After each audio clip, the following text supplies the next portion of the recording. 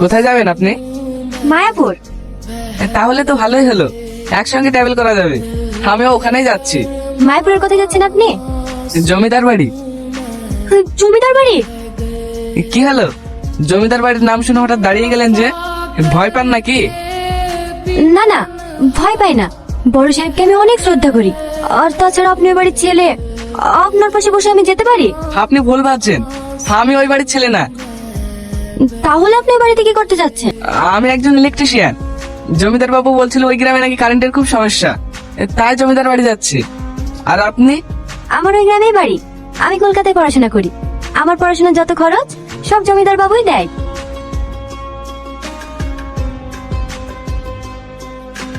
জমিদার বাবু আজকে হঠাৎ এই সময়? আমার লাতে আজকে বাড়ি আসছে, তাই একটু বাজার দিকে যাচ্ছি। রোহন বাবু বাড়ি আসছে? হ্যাঁ। চাষবাস সব ঠিকঠাক চলছে তো? হ্যাঁ বাবু, আপনার তো সব ঠিকঠাক চলছে। আচ্ছা ঠিক আছে, আমি এখন আসি।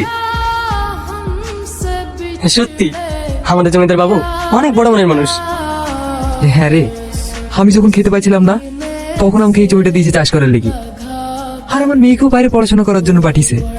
জমিদার বাবু যদি আমাদের পাশে না থাকতো তাহলে যে আমাদের কি হতো